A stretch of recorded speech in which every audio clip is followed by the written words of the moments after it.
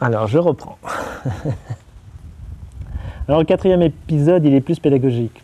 J'ai eu envie de vous montrer les formes de construction qui existent encore ici, qui ont dû exister en France, mais qui n'existent plus. C'est-à-dire qu'ici, on construit encore avec de la terre crue. On peut appeler ça de l'éco-construction. Donc, vous verrez des coffrages de terre crue. On appelle ça de la tapia pisada. Du baréqué, qui correspondrait un petit peu chez nous à du torchis, c'est-à-dire une structure en bois avec de la terre. Et puis comment on réalise des briques en terre crue, on appelle ça de l'adobé. Et puis aussi la fabrication artisanale de tuiles, voilà, telle qu'elle existe encore ici. En fait, sur cet épisode, on ne parlera que de la tapia pisada, ce qu'on appelle le pisé en France. Donc ces gros murs de terre eh bien, sont faits grâce à des coffrages dans lesquels on tasse la terre. Alors une amie à moi me disait que ça faisait vraiment penser à un travail de fourmi, parce qu'on prend la matière sur place, on prend la terre sur place, et avec ça, eh bien, on bâtit des murs.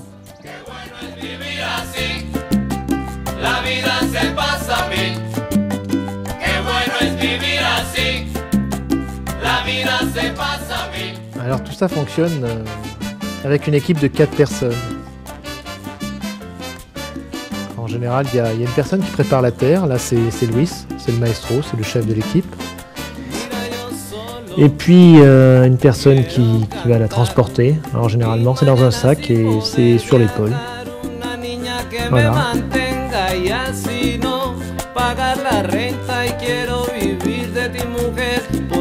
Voilà, donc là on verse la terre dans le tapial. Donc c'est le nom du coffrage de bois.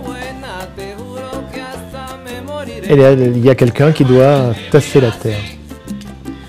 Et puis il y a une 4e personne dans l'équipe en général qui va préparer les pierres de la base du premier rang de tapia pisada. Alors dans le tapial, on ne fait pas que tasser la terre, il y a aussi pas mal de contrôle.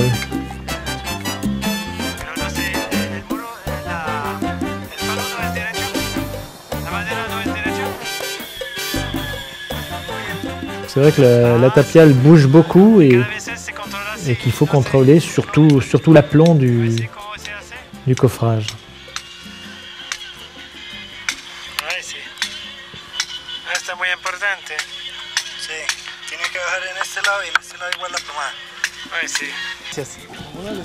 Donc suivant là où on va tasser, eh bien le tapial peut bouger d'un côté ou de l'autre. Et comment les corriger? Comment ça va les corriger? Sinon, il est à plomo. Voilà, pour corriger ça, on va mettre des barres de bois et on va caler le tapial afin qu'il reste d'aplomb.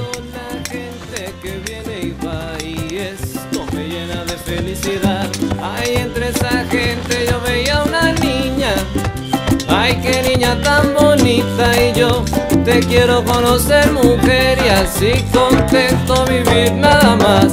Qué bueno es vivir así, la vida se pasa mil. Qué bueno es vivir así. Voilà, là on est sur la préparation du tapial là, pour monter le mur. Alors là c'est une position qui est un peu spéciale, hein. On ne part pas du bord, on est au milieu. Et donc il y a une grande concentration pour régler ce tapial. Alors c'est vrai qu'on travaille au marteau et au cale de bois. Il n'y a pas de vis de réglage, mais tout ça est quand même très précis. Et à l'arrivée, on doit être d'équerre, d'aplomb et respecter les bonnes dimensions. Il y a une très grande concentration.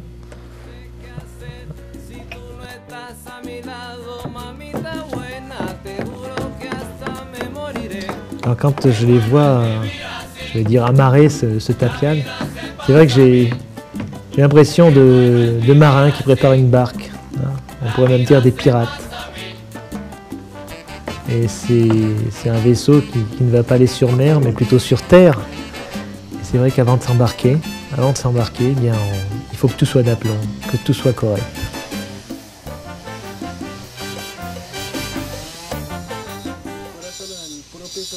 Donc là, je demande à Ezequiel un peu l'intérêt de la pierre, de ce premier rang de pierre. Voilà, qu'il doit éviter en fait l'usure, le fait que la terre s'en aille avec l'abrasion des coups de pied sur le mur.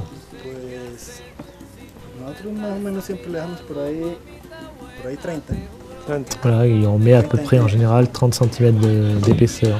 Et pourquoi no es directamente concreto? Pourquoi no se pone direct? Alors pourquoi on met ça plutôt sur de la pierre et pas directement sur du ciment?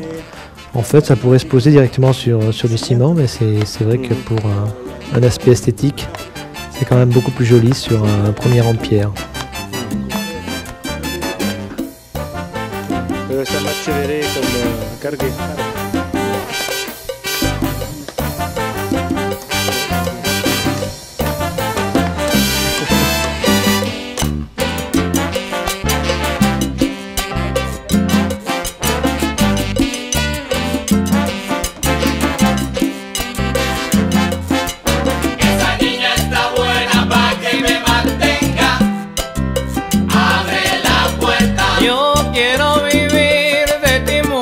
Porque yo solo no me puedo mantener. Esa niña está buena pa' que me mantenga. Abre la puerta. Sí que está buena pa' que me mantenga. Y sí que está buena pa' que me sostenga. Esa niña está buena pa' que me mantenga. Abre la puerta. Yo no me sé mover, mujer, sin ti. Te juro que hasta me moriré. Esa niña está buena pa' que me mantenga. Mira, estoy asustado, mira de que te vayas de mi lado. Même si aujourd'hui on s'intéresse beaucoup à la construction en terre en France, hélas, ce qui s'est perdu, c'est le métier, la technicité. Et ce qui est intéressant, c'est de voir qu'ici, à Barichara, en Colombie, eh bien, ça ne s'est jamais arrêté. On construit depuis 300 ans en terre.